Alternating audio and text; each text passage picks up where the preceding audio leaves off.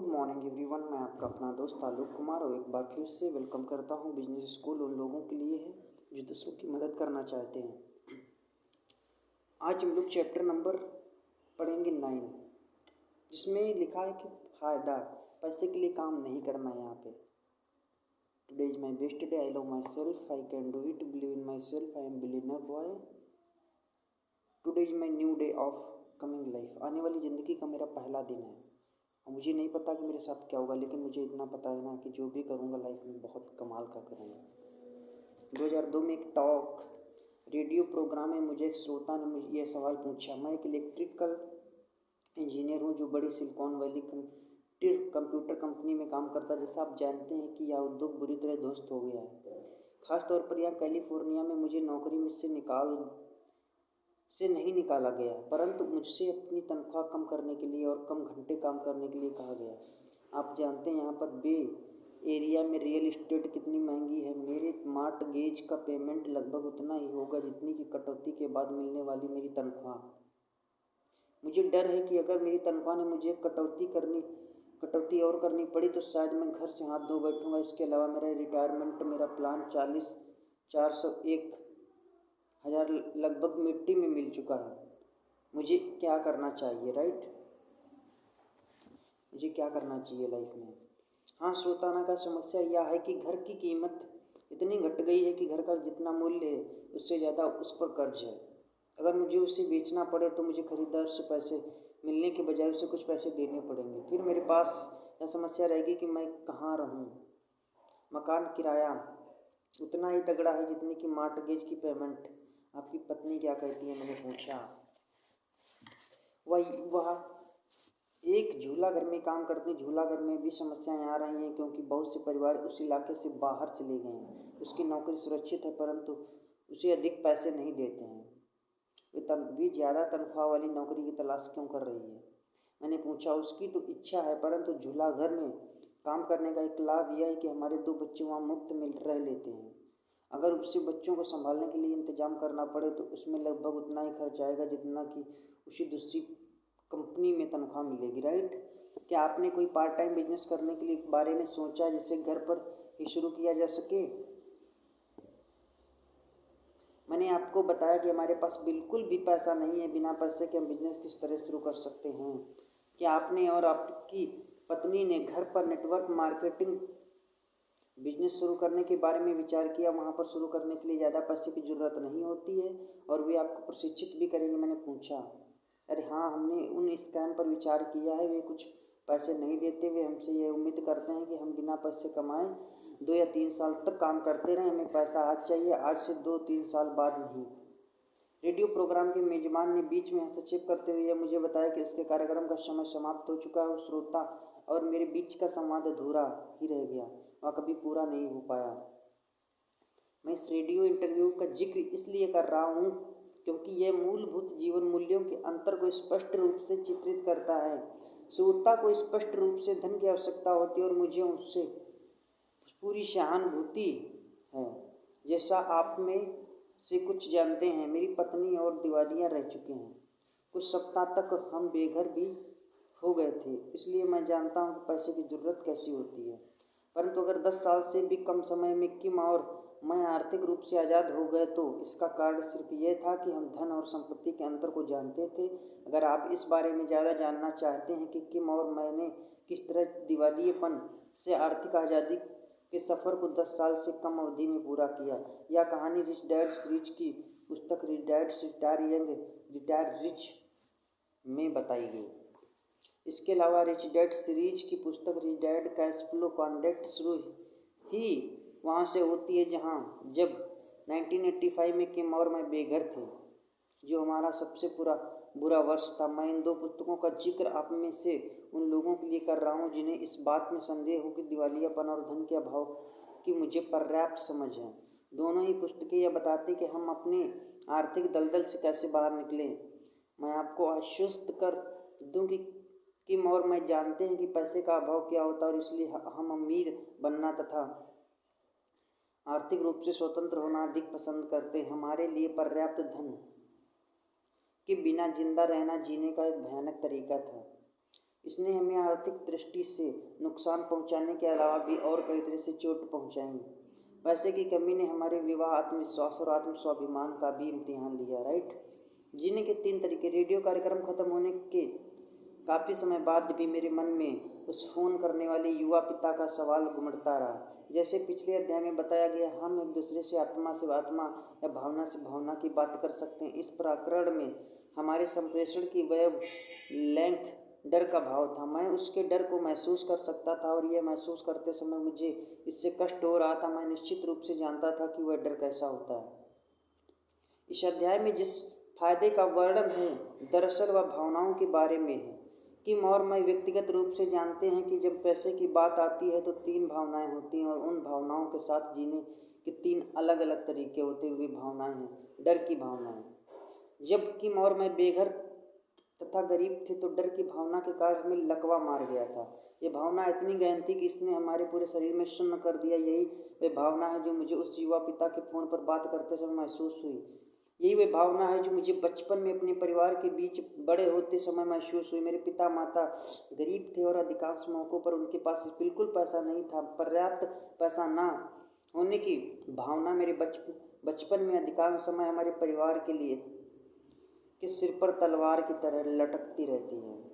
क्रोध और कुंठा की भावना। जीने का दूसरा तरीका क्रोध और कुंठा के भाव के साथ उठना और काम करना, खास तौर पर जब आप किसी दूसरे के लिए काम कर रहे हों। जो व्यक्ति इस भावना के साथ रहता है उसके पास एक अच्छी नौकरी और अच्छी तनख्वाह हो सकती है, परंतु वह काम करना बंद नहीं कर सकता। और यहाँ से कुंठा शुरू होती है। वे जानते हैं कि अगर वे थम गए तो जिस दुनिया में वे रहते हैं वह ढह जाएगी। इस तरह के लोग या कह सकते हैं, मैं छोड़ नहीं सकता। अगर मैं छोड़ूंगा तो बैंक मेरे यहाँ धावा बोल दोगी और मेरी हर चीज़ ले जाएगी। ये लोग अक्सर कहते हैं, मैं नहीं कर सकता, अगली छुट्टियां तक इंतजार करो या रिटायरमेंट में केवल 10 साल बचे हैं। खुशी, शांति और संतुष्टि की भावना। जीने का तीसरा तरीका है मन की शांति के साथ जीना, यह जानते हुए कि चाहे आप काम करें या नहीं, आपके पास काफ़ी पैसा आता रहेगा। 1994 में जब किम और मैं अपना बिजनेस बेचा और हम रिटायर हुए, तब से हम इसी भावना के साथ जी रहे हैं। जब किम 37 वर्ष की थी और मैं 47 वर्ष का, मेरे लिए एक ऐसी भावना थी, जीने का ऐसा तरीका था जो इतना मूल्यवान है कि इसे हासिल करने की कोशिश की जाना चाहिए। हालांकि हम आज भी काम करते हैं, परंतु हम मजबूरी में काम नहीं करते। हम जानते हैं कि हमें काम करने की ज़रूरत नहीं है। हम किसी भी समय काम करना बंद कर सकते हैं और इसके बाद भी हमारे पास जीवन भर पर्याप्त से अधिक पैसा आता रहेगा। ये बहुत ही सुखद भावना है। धन और संपत्ति के बीच का डिफरेंस। रेडियो इंटरव्यू के दौरान मैं उस युवा पिता से कहना चाहता हूँ कि अगर वह धन के लिए काम करना जारी रखेगा तो उसकी समस्याएं कभी ख़त्म नहीं होंगी। जब मैंने उसे यह सुझाव दिया कि वह अपनी पत्नी के साथ part time network marketing business शुरू करे, तो इसके पीछे ये कारण था कि वे सिर्फ अधिक तनख्वाह पाने की कोशिश करने के बजाय संपत्ति हासिल करने के लिए मेहनत करें। जब उसने कहा, अरे हाँ, हमने उन स्कैम के पर विचार किया है, वे कुछ पैसे देते हैं, वे हमसे ये उम्मीद करते हैं कि हम बिना पैसे कमाए 2 या 3 साल तक काम करते रहें, हमें पैसा चाहिए आज से 2-3 साल बाद नहीं। तो मैं ये जानना था कि अगर उसे अपने जीवन की क्वालिटी को सुधारना था तो उसे अपने जीवन मूल्य बदलने की जरूरत थी। दूसरे शब्दों में, मेरे मन में कोई संख्या नहीं थी। अगर वह और उसकी पत्नी अंततः अधिक धन हासिल कर लेंगे तो वे एक नया जीवन शुरू कर सकेंगे। मुझे संदेह है कि अगर उन्होंने अपने मूलभूत जीवन नहीं बदले तो वे हमेशा जीवन 2 में अपनी बची हुई जिंदगी गुजार देंगे और वे जीवन भर गुस्से और कुंठा से भरे रहेंगे, सिर्फ इसलिए क्योंकि उन्होंने संपत्ति के धन के लिए काम करने का विकल्प चुना है।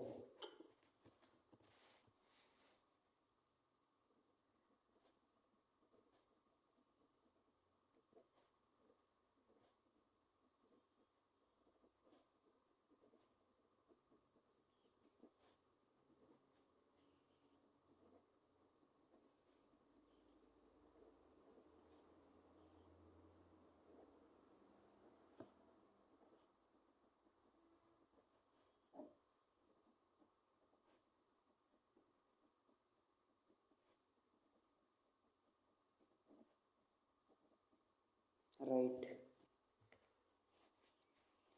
संपत्ति क्या है? मेरी पिछली पुस्तक और दूसरे रिच डैड प्रोडक्ट्स में मैंने जिक्र किया था कि संपत्ति धन से नहीं नापी जाती बल्कि समय में नापी जाती है। हमारी परिभाषा है, संपत्ति किसी आदमी की वह योग्यता है जिसके सहारा वह आगे जाने वाले इतने दिनों तक जिंदा रह सकता है। संपत्ति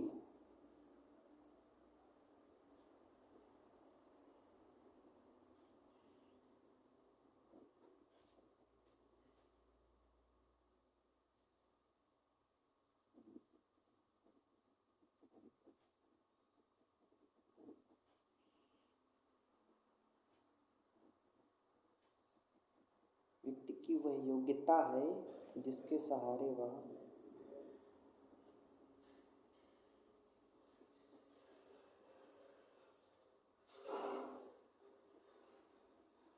आगे आने वाले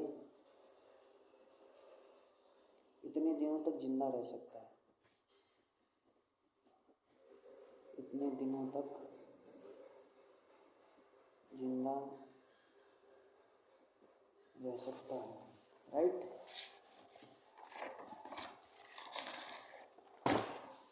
ओके, जैसा मैंने कहा संपत्ति समय में नापी जाती है। उदाहरण के लिए अगर मेरे नाम पर कुल जमा $1000 की बचत हो और मेरे जीवन यापन का खर्च प्रतिदिन $100 हो तो मेरी संपत्ति 10 दिन है। अगर मेरे खर्च $50 प्रतिदिन है तो मेरी संपत्ति 20 दिन होगी। संपत्ति की परिभाषा को समझाने के लिए एक अति सरलीकृत उदाहरण है और संपत्ति धन के बजाय समय में नापी जाती है। स्वास्थ्य और संपत्ति एक जैसे हैं क्योंकि दोनों को ही समय में मापा जाता है। हम सभी ने इस तरह की कहानियां सुनी होंगी कि डॉक्टर किसी से कहता है तुम्हारे पास जिंदा रहने के लिए 6 महीने बचे। डॉक्टर मरीज को उसके स्वास्थ्य का अनुमान समय के पैमाने पर दे रहा है, राइट। मैं एक व्यक्ति को जानता हूँ जो आर्थिक रूप से इतना पीछे कि वह अपनी संपत्ति को यह कहकर नापता कि मैं -2 महीने की संपत्ति का स्वामी हूँ। दूसरे शब्दों में वह सचमुच उधार लिए हुए समय और उधार लिए हुए धन पर जी रहा है। यह कहा गया है कि औसत अमेरिका परिवार आर्थिक विनाश से 3 तनख्वाह से भी कम दूर रहता है। अगर औसत तनख्वाह की अवधि 2 सप्ताह या 14 दिन है तो इसका अर्थ है कि औसत अमेरिका परिवार 44 दिन की संपत्ति का स्वामी होता है, राइट। उसके बाद उनका जीवन स्तर घट जाता है। संपत्ति के बजाय धन के लिए काम करते समय वह समस्या आती है। आगे बढ़ने के लिए पहले शायद आप खुद से ये सवाल पूछना चाहें, अगर मैं आज काम करना बंद कर दूं तो मैं कितने दिनों तक आर्थिक रूप से जीवित रह सकूंगा? Tell me guys.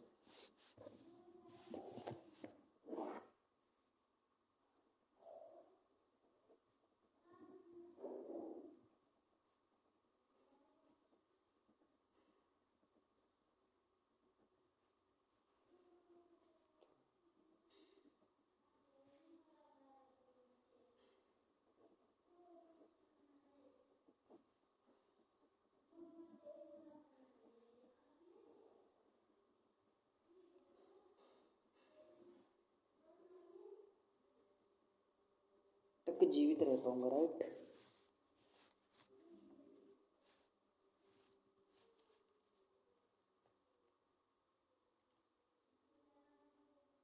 आपको जो जवाब होगा वो आपकी संपत्ति होगी। अच्छी खबर यह है कि चाहे आप आज अधिक धन ना भी कमाते हैं तो भी आपकी दौलत बढ़ सकती है, राइट। नेटवर्क मार्केटिंग आपको संपत्ति के लिए काम करना सिखाती है, राइट। विभिन्न नेटवर्क मार्केटिंग कंपनियों के शोध के दौरान मैंने पाया कि वक्ताओं को जीवन मूल्य के जिस बिंदु को स्पष्ट करने में सबसे ज़्यादा मुश्किल आती है वह यह था कि संपत्ति के लिए काम करने और धन के लिए काम करने का अंतर। एक बार मैं जिस मीटिंग में गया वहाँ पर एक अतिथि ने अपना हाथ उठाया और पूछा मैं कितना धन कमा लूँगा। दुर्भाग्य से मीटिंग में प्रस्तुति दे रहे व्यक्ति ने अच्छी तरह से इस बात को स्पष्ट नहीं किया कि बिजनेस बनाने और नौकरी करने में कितना फ़र्क है, और इससे भी महत्वपूर्ण बात ये थी कि धन और संपत्ति के बीच के अंतर को उसने ठीक से नहीं समझाया। मुझे ऐसा लगा कि ज़्यादा लोगों को जो जवाब सुनने को मिला उससे वे चकरा गए और कुंठित हो गए। वक्ता ने एक जवाब ये दिया, आपकी आमदनी असीमित है। और इस जवाब के साथ समस्या ये कि मीटिंग में भाग ले रहे ज़्यादातर लोग असीमित आमदनी की तलाश नहीं कर रहे थे, बल्कि हर महीने $1,000 से लेकर के $3,000 की अतिरिक्त कमाई के अवसर के बारे में सोच रहे थे। मेरे विचार से वे अब भी संपत्ति के बजाय धन के संदर्भ में सोच रहे हैं। दूसरे शब्दों में धन दो प्रकार का होता है, एक वह धन जो श्रम से आता है और दूसरा धन जो आपकी संपत्ति से आता है। अगर आप जीवन भर कड़ी मेहनत करना चाहें तो धन के लिए काम करते रहें, जैसा अधिकांश लोग करते हैं।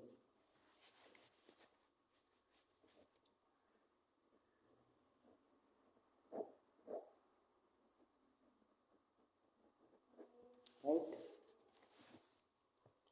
दुविधा का अगला बिंदु तब आया जब वक्ता ने कहा, अच्छा अगर आप सभी लोग हर महीने $3,000 की अतिरिक्त कमाई करना चाहते हैं तो क्या आप कल्पना कर सकते हैं कि यह आपको जिंदगी भर मिलती रहेगी, चाहे आप काम करें या ना करें। हालांकि ज़्यादातर श्रोताओं ने इस विचार पर सकारात्मक प्रतिक्रिया की, परंतु मुझे दिख रहा था कि ज़्यादातर लोगों को यह संभव नहीं लग रहा था। और इसके अलावा ज़्यादातर लोग ये चाहते थे कि $3,000 महीने की अतिरिक्त कमाई ने सिर्फ अगले महीने ही हो जाए। वे कुछ साल तक मुफ्त काम करने और बिजनेस बनाने के लिए तैयार नहीं थे, जिससे उनकी आमदनी हमेशा के लिए सुनिश्चित हो जाएगी। या मेरा अनुमान है कि वहाँ पर बैठे ज़्यादातर लोग अब भी सेल्फ एम्प्लॉयड लोगों या कर्मचारियों की तरह सोच रहे थे, जो धन के लिए काम करते हैं, ना कि बिजनेस मालिकों और निवेशकों की तरह जो अपने एसेट्स से संपत्ति हासिल करने के लिए काम करते हैं। राइट। एक अलग तरह का धन। अमीर लोगों के ज़्यादा अमीर बनने का एक सीधा सा एक कारण है कि अमीर लोग एक अलग तरह के धन के लिए काम करते हैं। फाइनेंशियल स्टेटमेंट का नीचे दिया गया डायग्राम इस अंतर को स्पष्ट करने में मदद करेगा। इनकम, एक्सपेंस, संपत्ति, दायित्व। राइट। अगर आप इस डायग्राम में परिचित नहीं है तो एक फाइनेंशियल स्टेटमेंट का डायग्राम है। आप इसके बारे में अधिक स्पष्टीकरण चाहते हैं तो मैं आपको सुझाव दूंगा कि आप रिच डैड पुअर डैड पढ़ लें, या फिर उस मित्र से बात करें जिसने यह पुस्तक पढ़ी और उससे इसे समझाने के लिए कहें। इस डायग्राम को समझना बहुत इंपॉर्टेंट है और मेरे अमीर डैडी के कई सबक समझने के लिए इसे समझना लगभग अनिवार्य है। जैसा मेरे अमीर डैडी अक्सर कहते हैं, मेरे बैंकर ने मुझसे कभी मेरा रिपोर्ट कार्ड नहीं मांगा, मेरा बैंकर मुझसे मेरा फाइनेंशियल स्टेटमेंट मांगता है। अमीर डैडी ये भी कहते हैं, जब आप स्कूल छोड़ देते हो तो आपका फाइनेंशियल स्टेटमेंट आपका रिपोर्ट कार्ड है। आपका फाइनेंशियल स्टेटमेंट आपके फाइनेंशियल आईक्यू का पैमाना है। इससे आप ये समझ पाएंगे कि डायग्राम हर उस व्यक्ति के लिए उतना इम्पोर्टेंट क्यों है जो आर्थिक स्वतंत्रता या प्रचुर संपत्ति हासिल करना चाहता है। राइट। फोकस का अंतर। ई और एस तथा बी और आई के बीच का अंतर को बेहतर तरीके से समझाने का एक तरीका फाइनेंशियल स्टेटमेंट का प्रयोग है। कॉन्टेक्ट के दाएं और कॉन्टेक्ट के बाएं हिस्से के बीच का अंतर फोकस का अंतर है। नीचे ये समझाया गया है कि मेरा क्या अर्थ है। सीधे सीधे कहा जाए तो ई और एस के लोगों पर ध्यान लगा रहता है। राइट। आय व्यय संपत्ति दायित्व, और बी और आई कॉन्ट्रैक्टों का ध्यान यहाँ लगा रहता है, आय और व्यय संपत्ति और दायित्व।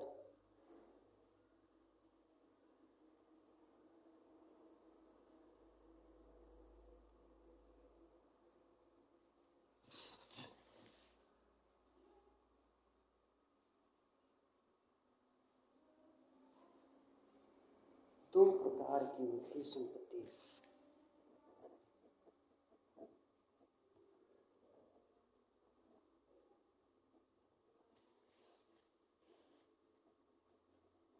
एक इनकम, एक असेट्स। ओके। क्या आप भी धन के लिए काम कर रहे हैं? फाइनेंशियल स्टेटमेंट के द्वारा दिखाया गया मूलभूत अंतर यह है कि ई और एस कॉन्डक्ट के लोग धन के लिए काम कर रहे हैं। बी और आई कॉन्डक्ट के लोगों का ध्यान धन के लिए काम करने में नहीं बल्कि संपत्ति बनाने या सेट्स हासिल करने में लगा रहता है। इसी कारण बी और आई कॉन्डक्ट के व्यक्ति को संपत्ति ई या एस कॉन्डक्ट के व्यक्ति की संपत्ति से अधिक हो। अगर बी और आई का कॉन्डक्ट एक व्यक्ति काम करता बंद कर देता है तो बी उसकी संपत्तियां काम करती हैं और उसके लिए धन कमाती रहती हैं। तीन तरह की संपत्तियां। संपत्ति वाले कॉलम में मुख्य रूप से तीन तरह की संपत्तियां पाई जाती हैं। आय व्यय, B contract, real estate, paper estate. आर्थिक स्वतंत्रता की आसान योजना। मैंने और मेरी पत्नी ने युवावस्था में अमीर बनकर रिटायर होने के लिए जिस आसान योजना का पालन किया वह यह था कि पहले बिजनेस बनाओ और फिर रियल एस्टेट में निवेश करो। जैसा मैंने कहा, इसमें हमें 1985 में 1994 तक का सफ़र लगा और हमने शुरू किया था जब हमारे पास कुछ भी नहीं था, और जब हम आर्थिक रूप से स्वतंत्र होकर रिटायर हुए तो हमारे पास भी एक शेयर और म्यूचुअल फंड नहीं था। ये हमारी आसान योजना थी और हमने अपनी योजना का पालन किया, राइट। कई लोगों ने मुझसे ये पूछा आपने अपना बिजनेस पहले क्यों बनाया। इस सवाल के 3 जवाब है। पहला जवाब है कि बिजनेस बनाने में हमें बहुत अधिक धन मिलना संभव हुआ, राइट। इस पुस्तक की शुरुआत में मैंने उन 11 तरीकों की सूची दी जिनके द्वारा कोई आदमी अमीर बन सकता, राइट। जैसे धन के लिए किसी से विवाह करना, किम और मेरे लिए अमीर बनने का सबसे अच्छा तरीका बिजनेस बनाना था, राइट। दूसरा जवाब यह कि अमेरिका के टैक्स कानून उन लोगों के लिए बहुत लाभदायक था जो बी कॉन्डक्ट से धन कमाते थे और उन लोगों को सजा देता था जो ई कॉन्डक्ट से धन कमाते थे। सबसे अंत में तीसरा जवाब है कि बिजनेस बनाना और रियल एस्टेट में निवेश करना ज़्यादातर अमीर लोग इसी योजना पर काम करते हैं, राइट। मैं किस तरह रियल एस्टेट खरीद पाया, राइट। 2000 के स्टॉक मार्केट क्रैश के बाद कई लोग अब जागने लगे। उन्हें यह एहसास होने लगा कि स्टॉक और म्यूचुअल फंड जोखिम भरे हैं। स्टॉक मार्केट के क्रैश के बाद कई लोगों के मन में रियल एस्टेट में निवेश करने का ख्याल आया। समस्या यह थी कि कई लोगों के पास रियल एस्टेट में निवेश करने के लिए उन जगहों पर रहने के लिए जहां रियल एस्टेट महंगी थी पर्याप्त धन नहीं था। मुझसे अक्सर ये सवाल पूछा जाता कि मैं किस तरह रियल एस्टेट खरीद सकता हूँ जबकि मेरे पास किराया चुकाने के बाद मुश्किल से पैसे बचते हैं। मेरा जवाब हमेशा वही रहता है। मैं हमेशा कहता हूँ अपनी दिन की नौकरी करते रहो और पार्ट टाइम बिजनेस बनाना शुरू कर दो।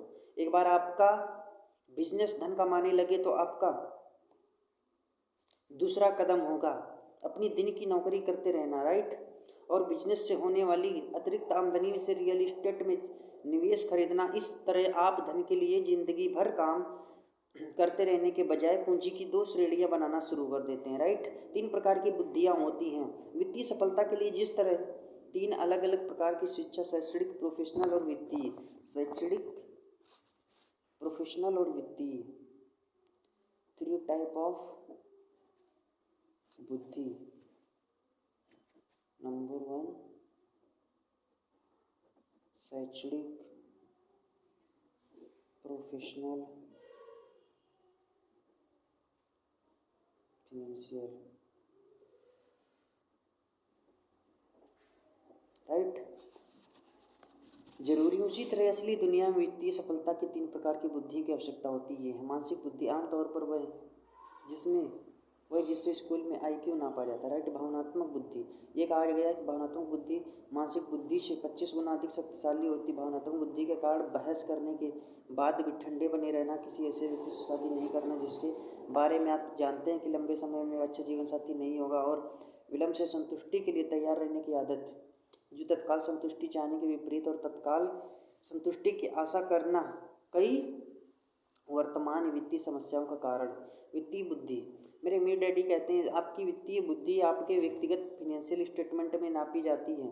आपकी वित्तीय बुद्धि इस बात से नापी जाती है कि आप कितना धन कमाते हैं, आप कितना धन रख पाते हैं, आपका धन आपके लिए कितनी बड़ी मेहनत करता है और आप उस धन को कितनी पीढ़ियों तक हस्तांतरित कर पाते हैं। स्मार्ट लोग अमीर बनने में असफल क्यों रहते हैं, राइट। कई स्मार्ट लोग जैसे मेरे गरीब डैडी अमीर बनने में असफल होते हैं, हालांकि उनका IQ बहुत अच्छा है और स्कूल में उनका प्रदर्शन भी बहुत अच्छा रहता है। इसका कारण यह है कि उनमें वित्तीय सफलता और संपत्ति के संग्रह के लिए आवश्यक भावनात्मक बुद्धि का अभाव है।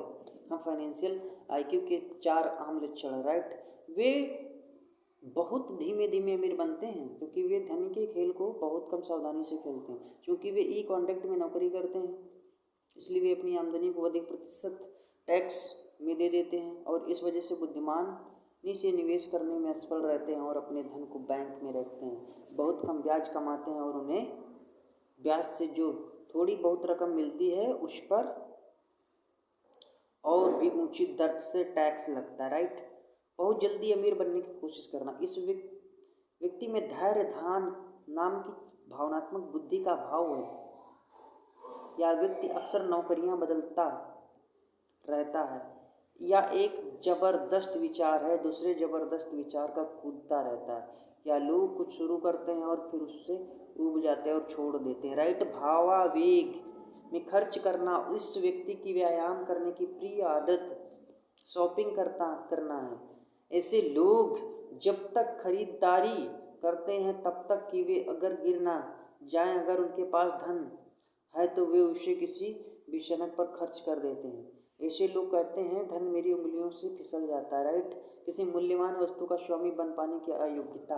दूसरे शब्दों में इस व्यक्ति के पास वही वस्तुएं होती हैं जो उन चीज़ों के लिए काम करता है, राइट, उस गरीब, और वो उससे गरीब बनाती हैं। उदाहरण के तौर पे मैं कई ऐसे लोगों से मिला हूँ जिन्होंने रियल एस्टेट में निवेश किया, जैसे ही वे उसके मालिक बनते हैं वे उसे बेच देते हैं, कमाई को लेते हैं और उससे क्रेडिट कार्ड बिल या स्टूडेंट लोन का भुगतान कर देते हैं। एक नई नाव खरीद लेते हैं, फिर छुट्टियां मनाने कहीं चले जाते हैं। जब दूसरे शब्दों में वो उन चीज़ों को कसकर पकड़े रहते हैं जिनका कहीं चले जाते हैं। दूसरे शब्दों में उन चीज़ों को पकड़ कर रखते हैं जिनका बहुत कम मूल्य है, उन चीज़ों को बेच देते हैं जिनका असली मूल्य है।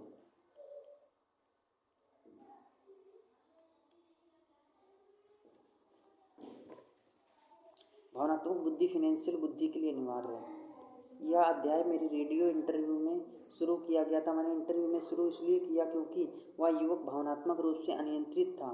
स्पष्ट रूप से वह मानसिक रूप से बहुत प्रतिभाशाली था, परंतु उसकी भावनाएं उसे अतार्किक रूप से सोचने पर मजबूर कर रही थी। अगर आप भावनात्मक रूप से अनियंत्रित हैं तो फाइनेंशियल चुनौतियों को सुलझाने के आपके अवसर बहुत कम हो जाते हैं। अगर आप अमीर बनना चाहते हो तो असली दुनिया में भावनात्मक बुद्धि मानसिक बुद्धि से अधिक महत्वपूर्ण है। जैसे फाइनेंशियल आईक्यू के लिए ऊंचा भावनात्मक आईक्यू होना अनिवार्य है। अमेरिका के सबसे अमीर निवेशक वारेन बफे का कहना है, जो व्यक्ति अपनी भावनाओं पर नियंत्रित नहीं रख सकता वह अपने धन पर नियंत्रित नहीं रह सकता। राइट है, बहुत राइट है, बिल्कुल फैक्ट है।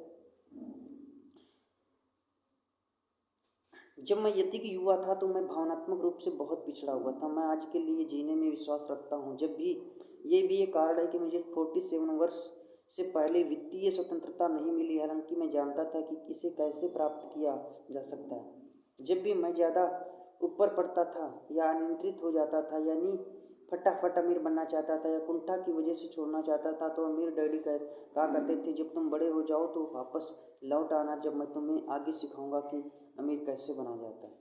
क्या आप अपना भावनात्मक आईक्यू सुधारना चाहते हैं? मेरा व्यक्तिगत अनुभव है कि मेरा आईक्यू जितना ज़्यादा बढ़ता है मेरी ज़िंदगी उतनी बेहतर बन जाती है। मरीन कॉर्प्स में रहने के बाद मैं न सिर्फ आवेगशील हो गया बल्कि मैं बहुत हिंसक और तुनक मिजाज का भी हो गया। जब मैं वियतनाम से लौटा और मेरे अमीर डैडी ने कहा, तुम्हारे गर्म स्वभाव और तत्काल प्रतिक्रिया में तुम्हें वियतनाम में जिंदा रखा, परंतु तुम्हारी यही भावनाएं तुम्हें बिजनेस की दुनिया में मार डालेंगी। अमीर डैडी ने जोर देकर यह सुझाव दिया कि अगर मैं अपना फाइनेंशियल आईक्यू सुधारना चाहता था तो उसके लिए मुझे अपना भावनात्मक आईक्यू सुधारने की मेहनत करनी होगी। जब अपनी भावनाओं पर मेरा नियंत्रण ठीक हुआ तो मेरा विवाह सुधर गया, मेरी बिजनेस योग्यताओं में सुधार हुआ और इसी तरह मेरे निवेश योग्यताओं में भी सुधार हुआ। अपने गुस्से को दूर रखने से मेरी सेहत भी सुधर गई। हालांकि कई बार ये अब भी मुझ पर नियंत्रण कर लेता है और अपनी भावनात्मक बुद्धि को बढ़ाने की दिशा से पहला कदम यह स्वीकार करना था कि मुझे इसे सुधारने की ज़रूरत है। अगर आप मेरे जैसे यानी आप हमेशा थोड़ी अधिक भावनात्मक परिपक्वता का परिचय दे सकते हैं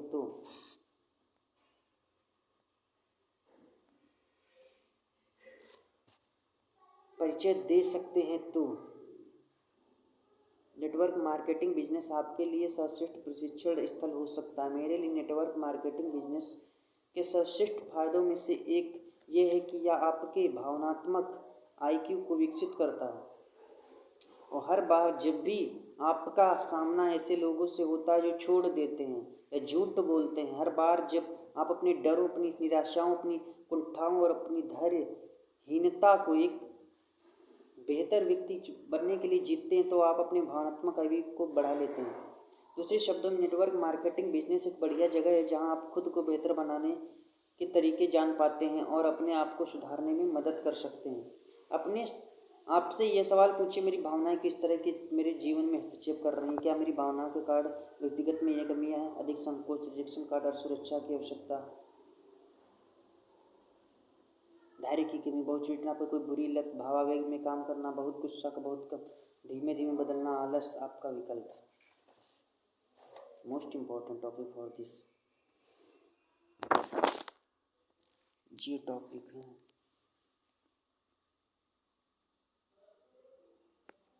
ओके, हम लोगों ने स्टडी की, बहुत अच्छी चीज़ें, लास्ट पेज बचा हुआ है इसका आज का डेट का।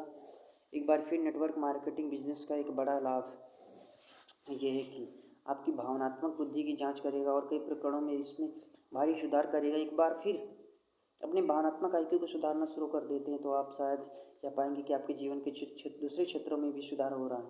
आप यह पाएंगे कि आप लोगों से बात करना अधिक आसान हो गया है।